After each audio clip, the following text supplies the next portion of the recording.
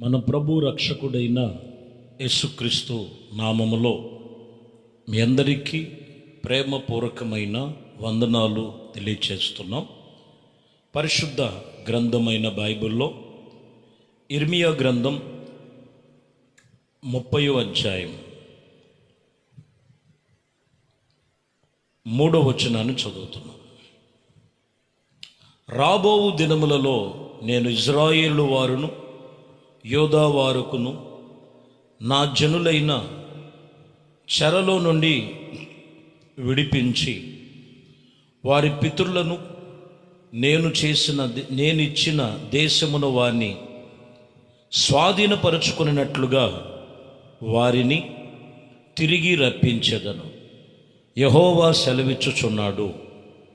ఈ వాక్యములో ఈ గ్రంథములో ఇలాగున రాయబడి ఉన్నను అని రాయబడుతూ ఈ మాటల్లో మీరు గమనించినట్లయితే, ఇదిగో నేను మీతో నిబంధన చేసినవి స్వాధీనపరుచుకోవాలి.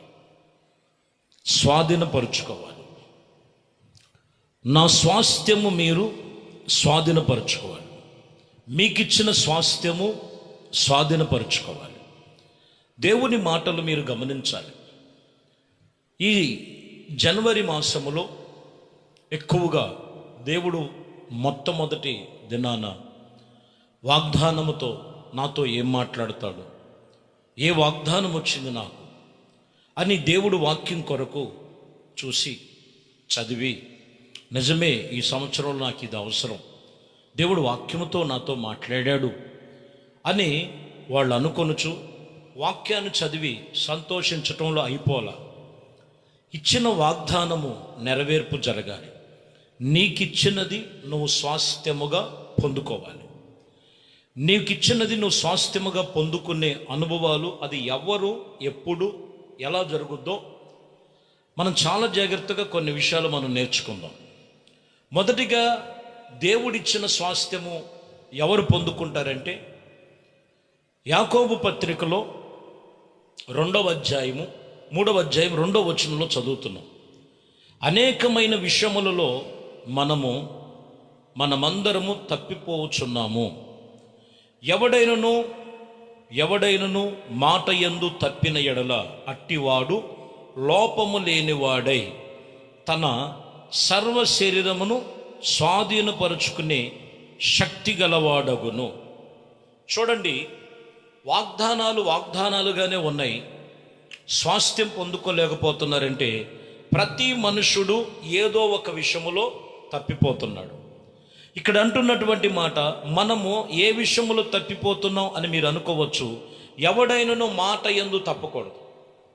బాగా గమనించాలి. దేవుడితో నేను మాట ఇచ్చా, దేవుని సన్నిధిలో ప్రార్థన చేశా, దేవునితో నేను నడుస్తానని వాగ్దానం చేశా, దేవునితో నేను రక్షణ పొందుకొని మారు మనసు పొంది యేసుక్రీస్తుని రక్షకుడిగా అంగీకరించి సంఘానికి, సహవాసానికి, దేవునికి, వాక్యానికి, ఆత్మీయతకు, పరిశుద్ధతకు నేను మాదిరిగా జీవిస్తానని వాగ్దానం చేసి మాట తప్పకూడదు. జాగ్రత్త. అప్పుడు నీ స్వాస్థ్యాన్ని నువ్వు పొందుకోగలుగుతావు.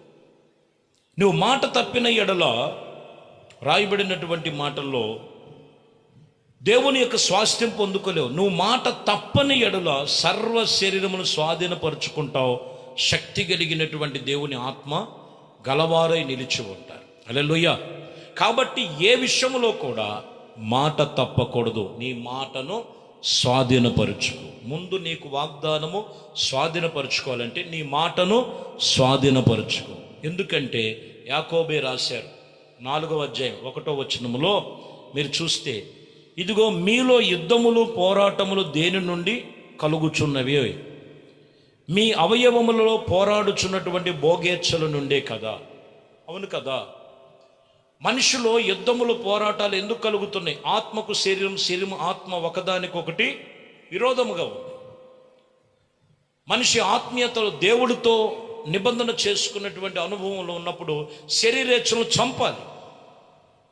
కానీ శరీరమును స్వాధీనపరుచుకోలేక ఆత్మ విషయములో నిర్లక్ష్యముగా ఉన్నప్పుడే వాక్యం చెప్తున్నటువంటి మాట, వాళ్ళ శరీరములు ఏమి ఏలుబడి చేస్తున్నాయంటే భోగేచ్ఛలు వెలుబడి చేస్తున్నాయి, అందుకనే వారి శరీరంలో పోరాడుచున్నటువంటి పోరాటాలు ప్రతి మనిషిలో, ఇదిగో లోకములో ఏంటంటే లోకములో శరీరేచ్ఛలే వారి మీద ఏలుబడి చేస్తుంటాయి. కాబట్టి ఒకటి, నీ మాటను స్వాధీనపరుచుకో. రెండవ మాటలు మనం చూద్దాం. సామెతల గ్రంథం 16వ అధ్యాయము 32వ వచనం. పరాక్రమశాలు కంటే దీర్ఘశాంతము గలవాడు శ్రేష్ఠుడు, పట్టణమును పట్టుకున్న వాడి కంటే తన మనస్సును స్వాధీనపరుచుకున్నవాడే శ్రేష్ఠుడు. చూడండి, ఒక ప్రాంతానికి ఒక బలాజ్ఞుడే ఉండొచ్చు, పరాక్రమం కలిగిన వాడు ఉండొచ్చు, ఓ గొప్ప పేరు కలిగిన వ్యక్తి కావచ్చు. కానీ ఇక్కడ ఏం చెప్తుందంటే దీర్ఘశాంతము గలవాడే శ్రేష్ఠుడు. ఒక వ్యక్తికి దీర్ఘశాంతము కావాలి. అదే మాటలో కింద వచనంలోకి వచ్చేలకే మనసును స్వాధీనపరుచుకున్న వాడే శ్రేష్ఠుడు. ఒకటి, నీ మాటను స్వాధీనపరుచుకోవాలి. రెండోది, నీ మనసును స్వాధీనపరుచుకోవాలి. మనసును స్వాధీనపరచుకోకుండా మనసులో ఏదో కుళ్ళు, కపటం, కల్మషం, నానా విధమైనటువంటి పరిస్థితులు వాటిని పెట్టుకొని దేవుని సన్నిధిలో ఆయన అనుగ్రహం, ఆయన ఆశీర్వాదం, ఆయన దీవెనలు నేను పొందుకోవాలి, స్వాస్థ్యము పొందుకోవాలని అంటే ప్రయోజనం ఏమీ లేదండి. నీ మనసును స్వాధీనపరచుకో. నీ మనసును స్వాధీనపరచుకో. పట్టణమంతా ఓ గొప్ప పేరు ప్రఖ్యాతి కాదు, కానీ ముందు నువ్వు దీర్ఘశాంతముగా జీవించటానికి నువ్వు కలిగి ఉండు. అప్పుడు వాక్యం చెప్తున్న మాట, నీ మనసును స్వాధీనపరుచుకున్నవాడే ఎంతో శ్రేష్ఠుడు. కొరింథీయులకు రాసిన పత్రికలో 9వ అధ్యాయము 27వ వచనం, మొదటి కొరింథీయుల్లో, గాలికి కొట్టుకున్నట్లుగా నేను పోట్లాడటం లేదు, కానీ ఒకవేళ ఇతరులకు ప్రకటించుచు తర్వాత నేను భ్రష్టున్నైపోతానేమో అని నా శరీరము నలగగొట్టబడి దానిని లోపరుచుకొనుచున్నాను. శరీరాన్ని లోపరుచుకోవాలి. పౌలు గారు అంటున్నాడు, నేను బోధిస్తున్నాను కానీ తిరిగి మరలా నేను ఈ లోకములో ఉన్న బలహీనతల్లో ఒకవేళ నేను పడిపోయి భ్రష్టున్నైపోతానేమో అని నా శరీరమును నలగొట్టుకొనుచున్నాను. దేవుడు ఆత్మచేత శరీరేచ్ఛల్ని నలగొట్టబడాలి, వాటిని అణిచివేయాలి. అప్పుడే నీ మనసు స్వాధీనంలోకి వస్తుంది, నీ మాట స్వాధీనంలో ఉంటుంది, దేవుడి కార్యాలు నీకు సమీపముగా వస్తాయి. 1 పేతురు రాసిన పత్రికలో 3వ అధ్యాయము 4వ వచనములో చూస్తే, సంపూర్ణమైన మాన్యత కలిగి తన పిల్లలను స్వాధీనపరుచుకునుచున్న తన ఇంటిని బాగుగా ఏలినవాడై ఉండవలెనని చెప్తున్నాడు. సంపూర్ణమైన మాన్యత గలవాడై తన పిల్లలను స్వాధీనపరుచుకొనుచు తన ఇంటిని బాగుగా ఏలేవారై ఉన్నారు. ఇంటిని బాగుగా ఏలేవారు ఎంతమంది ఉన్నారండి? ఎంతమంది ఏలుతున్నారు ఇంటిని?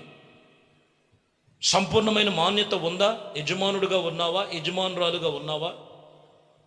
సంవత్సరాలు జరిగిపోయినాయి అనుకుంటున్నావు, నూతన సంవత్సరం అడుగు పెట్టాను, ఏం పర్లేదు, అంత నూతనంగా ఉందని అనుకుంటున్నామేమో. నీ ఇల్లు ఎలా ఉందో ఒకసారి జ్ఞాపకం చేసుకో. సంపూర్ణమైన మాన్యత కలిగిన వారై పిల్లలను బాగుగా ఏలేటువంటి వారుగా మీరు స్వాధీనపరుచుకొని బాగుగా ఏలేటువంటి అనుభవ జ్ఞానం కావాలి. ఊరికినే ధనం ఉంటే సరిపోదు, ఊరికినే ఏదో చదువులుంటే సరిపోదు. కొన్ని కుటుంబాల్లో చదువులు ఉన్నాయి, ధనం ఉంది, కానీ కావలసినటువంటి అర్థమైందండి బాగుగా ఏలేటువంటి పద్ధతులు లేవు. ధనం ఉండటం తప్పు కాదు, చదువుకుంటం తప్పు కాదు, దేవుడు అనుగ్రహం కావాలి. అక్కడ అదే అంటాడు, సంపూర్ణమైన మాన్యత కలిగి నీ పిల్లలను స్వాధీనపరుచుకుని. నీ పిల్లలు స్వాధీనంలో ఉన్నారా? ఎందుకు స్వాధీనంలో లేరంటే ఇంట్లో పెద్దవారుగా ఉన్నవారు వారే స్వాధీనంలో లేరు. ఆయన మాకు చెబుతున్నారు, కానీ ఆయనే కొన్ని చెడు బలహీనతలు ఉన్నాయని చెప్తున్నారు. కొంతమంది చెడు వ్యసనానికి బానిస అయిపోయారండి. ఇంటికి యజమానుడిగా ఉన్న వ్యక్తి, దానిని చూసి పిల్లల మనసు కూడా పాడైపోవడం, భార్య దుఃఖించటం. కుటుంబాలు ఎలా ఉన్నాయంటే రకరకాలుగా ఈరోజు దేవుని వాక్యం చెప్తున్న మాట, బాగుగా వేలేటువంటి కుటుంబాలుగా లేవండి. అనేకమైనటువంటి సమస్యలతో ఉన్న కుటుంబాలు. ఈ వాక్యం వింటున్న మీ జీవితంలో స్వాధీనపరుచుకో నీ కుటుంబాన్ని. నీ ఇల్లును నువ్వు చక్కపరుచుకోలేకపోతే ఇంకా నువ్వు లోకములో ఎలా చక్కగా నువ్వు కనపడతావు? సంపూర్ణమైన మాన్యత కలిగి నీ పిల్లలను స్వాధీనపరచు. అది భక్తి విషయంలో, ప్రార్థన విషయంలో దేవునితో నిబంధన కలిగి నడుచుకోవాలి. లోకములో ఏదో ఉన్నది, అంతా ఉన్నది, నాకేం పర్వాలేదు అని అనుకోవద్దు. అది కేవలం ఇక్కడ వరకే. నువ్వు ఇక్కడ ఉన్నంత వరకు కూడా, ఇక్కడ నిలిచినంత వరకు కూడా దేవుని సన్నిధిలో సంపూర్ణమైన మాన్యత కలిగి ఉన్నప్పుడు నీ పిల్లలు నీ స్వాధీనంలో ఉంటారు. నీ భార్య నీకు లోబడి ఉంటుంది. భర్త భార్యను ప్రేమించి కుటుంబం అంతా కూడా ఎలా ఉంటుందంటే, వారు భార్య భర్తల కుటుంబం అంతా కూడా వారి కుటుంబం ఆశీర్వదించబడిన కుటుంబాలుగా ఉండటానికే ప్రభు పిలిచాడు. అట్టి మాన్యత నీలో ఉండాలి.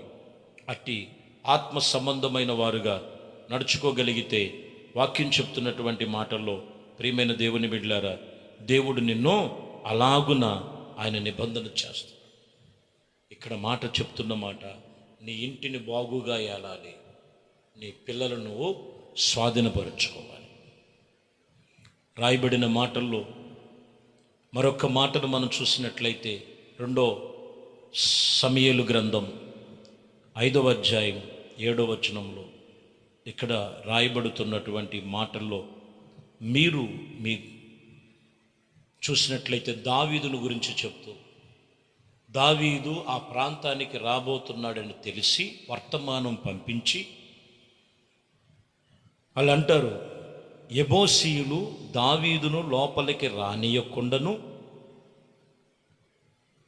తలంచుచు వచ్చుచున్న ఎడల, వచ్చుచున్నటువంటి దావీదును గురించి వీళ్ళు రాస్తున్న మాట, వీళ్ళు చెబుతున్న మాట, గుడ్డివారు కుంటివారు నిన్ను త్రోసివేసి దావీదునకు వర్తమానము పంపారు. నీవు గుడ్డోళ్ళు కుంటోళ్ళు చాలు దావీదో నిన్ను హతం చేయటానికి అని కొన్ని విషయాలు వర్తమానము పంపినప్పుడు వాక్యం చెప్పున మాట, అయినను దావీదు, వాక్యములో రాయబడిన మాట, పురములను పాడైపోయినటువంటి సియోను కోటను దావీదు స్వాధీనపరుచుకొని ఆ దినము అతడు స్వాధీనములో తీసుకున్నాడు.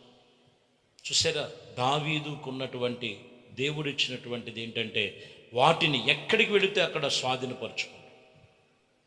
పాడైపోయిన పురాలుగా ఉన్నాయి. ప్రభు చెబుతున్న మాట, యేసుక్రీస్తునకు సాదృశ్యముగా ఇక్కడ మనకి దావీదు కనపడుతున్నారు. పాడైపోయిన నీ జీవితాలు ఆయనకు స్వాస్థ్యముగా మీరు ఉండాలి. పాడైపోయిన పురాలు స్వాస్థ్యముగా ఉంది. సాతానుడు రానివ్వకోకుండా ఎన్నో ఆటంకాలు పెడుతుంటాడు, అభ్యంతరాలు పెడుతుంటాడు. కాదు, దేవునికి మనం స్వాధీనమైపోవాలి. దేవుని స్వాధీనములో ఆధీనములో ఉంటే రాబోతున్నటువంటి దేవుడు ప్రతి ఒక్కటి కూడా ఆశీర్వాదకరముగా, దీవెనకరముగా ఆయన కృపలో ఆయన మారుస్తాడు. ఆయన సన్నిధిలో నిన్ను నిలబెడతాడు. కాబట్టి ప్రియమైన దేవుని బిడ్డలారా, ఈరోజు నీవు జరుగుచున్న దినాల్లో దేవుడిచ్చే ప్రతి ఒక్క వాగ్దానం నువ్వు స్వాధీనపరుచుకోవాలంటే, 1 నీ మాటను స్వాధీనపరచుకో, 2 నీ మనసును స్వాధీనపరచుకో, 3 నీ కుటుంబాన్ని, నీ పిల్లలను స్వాధీనపరచుకోవాలంటే మాన్యత కలిగినటువంటి జీవితం కలుగుండు.